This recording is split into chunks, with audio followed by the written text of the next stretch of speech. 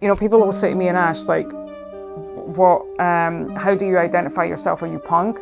Are you psychobilly? Are you goth?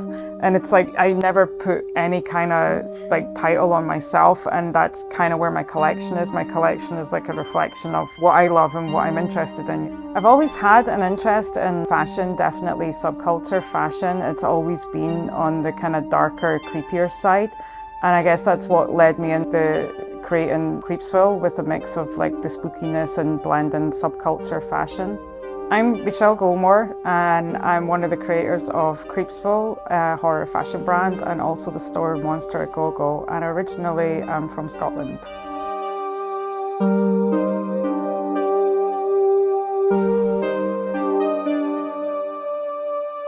Probably from quite an early age, I got into music like punk, goth, and that obviously led to the fashion side of things, dyeing your hair, being just like kind of that bit different. I got into body piercing, and I guess it just evolved from there, and I never really grew out of it. Where I grew up and went to school was in the northeast of Scotland, so definitely there was no real subculture fashion. Even just dyed hair, piercings was very kind of like out of the ordinary, and being in a town that was pretty rural obviously came with its own issues of general bullying and those kind of issues that kids experience. Back then, when I was growing up as well, there was no internet, so there was no way really to connect like the scenes that I was getting into. So it was really just having a few friends and getting into music and arts. Now, I guess everyone's got the internet at their fingertips, so it makes it a lot easier to explore things that you're into, such as subculture, spookiness and fashion. Back then as well, compared from Scotland to like California, even just simple things like nose piercing was like not acceptable, the coloured hair wasn't acceptable, whereas now, especially in California, I feel you have a lot more acceptance to be open and express who you are. I would consider myself a collector of many things. I have a lot of different collections. Dolls is a really big thing. I collect a lot of Monster High dolls. I collect a lot of kind of like spooky dolls. I also collect a lot of kitsch 50s and 60s artwork. I love sad-eyed pets. I've been collecting from a very early age. I guess I started with things like sticker books. I'd love to collect sticker books. There was something super cool about buying a packet of stickers and completing your album, saving up and having enough money to like finish the book. I never finished the book, so I would always get to a few stickers away from being complete, and I never ever sent away for those remaining stickers, so most of my sticker albums are incomplete. But I think from then that got me into like just having different collections. I grew up on a farm, and I got into like really collecting a lot of like the bones from the animals that I would find around the farm, and I guess that's what started a lot of like the darker kind of collections. The darker side of the collections that I have, when I mean dark, it's the stuff that wouldn't be your average person's collection, or what the average person would maybe consider as creepy or spooky. So some of the darker things I actually have a dead snake in a jar with a head chopped off.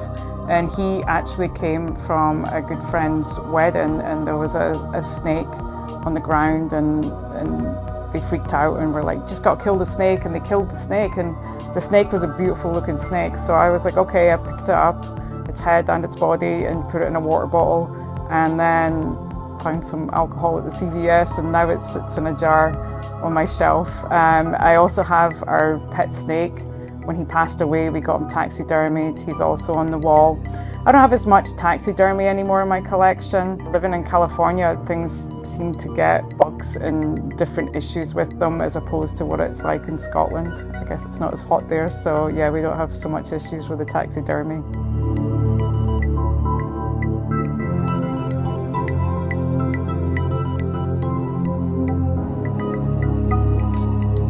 I have a lot of Catholic relics and artifacts. I've always been kind of fascinated with the icon side of it. Our bathroom is where I have a lot of that collection, and I think one of my prized pieces in that collection is definitely the lenticular Jesus picture where the eyes open and close. It's definitely one of the creepier things that I have.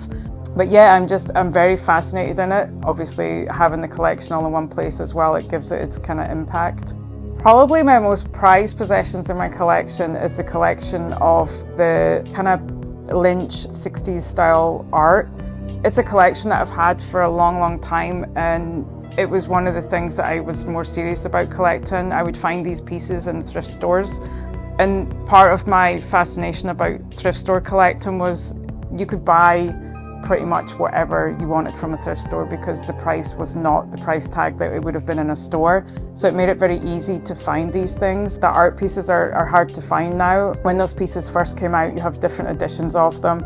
Some that were very common and affordable from like regular stores, and some that were more special edition with like different frames.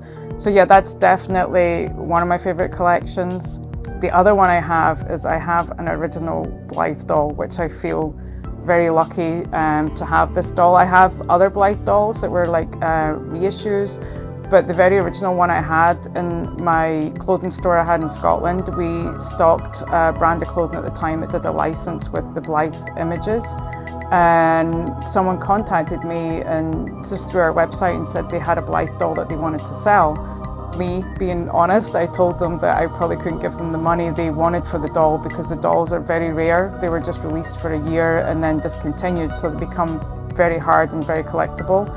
So this person was like, I says to them, you'd probably be better putting it on eBay and you would get a better price for it. And they were like, we actually just want to sell it to someone that wants to buy it as opposed to something to make a lot of money from. And they sold me the doll at a really affordable price. So I feel really lucky to have her because they are very hard to find now.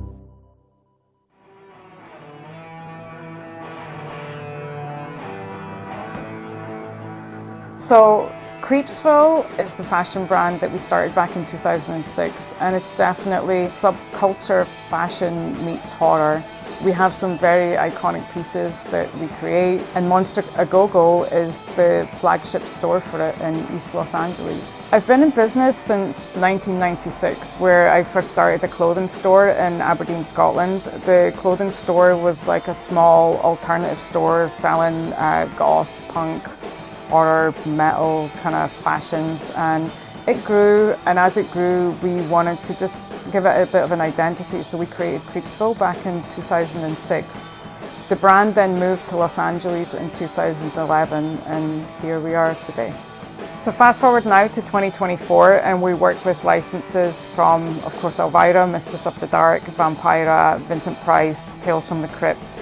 Our product range now is like really expanded. We do pins and patches, men and women's clothing, t-shirts, jewellery, purses, and ceramics and homewares. We also work a lot of the major horror conventions such as Monsterpalooza, Midsummer Scream, we do Comic-Con. Because our brand sells worldwide, you can find our products in a lot of different boutiques throughout the world. Also, a lot of the haunted houses carry our product in their gift stores.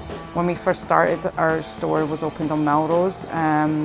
We curated a Vampira and an Elvira art show that was within the store. And then when we moved the store to East LA, we had Cassandra Peterson come and cut our ribbon. We were very honoured.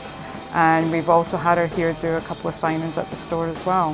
When we moved our store from Melrose to East LA, we didn't have any window space at the front, and we were like, how can we create something cool for the storefront? And I always loved different parts of America that we would travel to, and you would always go and visit that kind of like wacky place because it had like a cool gimmick or something. So we were like, what are we going to do with the storefront? And that's when we decided, the mural would be definitely an addition to put Monster Agogo on the map. And we searched for different mural artists to do the mural, and we met Jonas Never, who's Never in 1959, who has done the most incredible murals all around LA.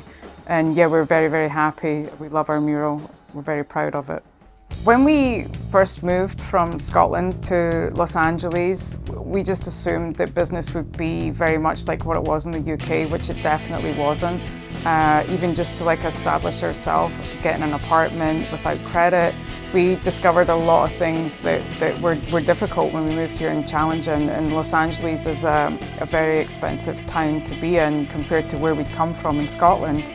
But through just hard work and determination, We were able to get our brand established.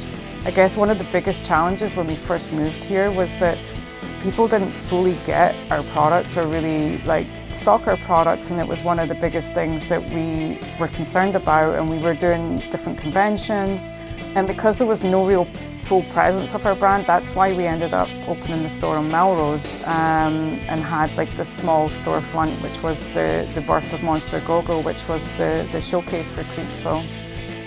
Working for ourselves, our brand, we love what we do and what we create. It's hard work. Anyone that thinks going into business is an easy ride, but it's definitely not. It takes a lot of work, a lot of dedication, but it's really rewarding to see something that starts out as just a creation of a thought or an idea, and then the end result of seeing that as a physical product, and then seeing someone wear that product is definitely rewarding. So you can find our products in various different stores all over the world. You can visit us directly at Monster Agogo in East LA, and you can also go visit our website at Kreepsville666.com, and then you'll find us on all the social channels. Since our brand started, it's sometimes working for yourself, you don't really see everything that you accomplish because you're very involved in the day-to-day running of it. But when I look back to in the very beginning of Creepsville, one of our first creations was a dead girl coffin necklace, to now having a store full of all our own products. It's very rewarding to see where we've come from that time in Scotland to now our storefront in Los Angeles. So yes, it's very rewarding.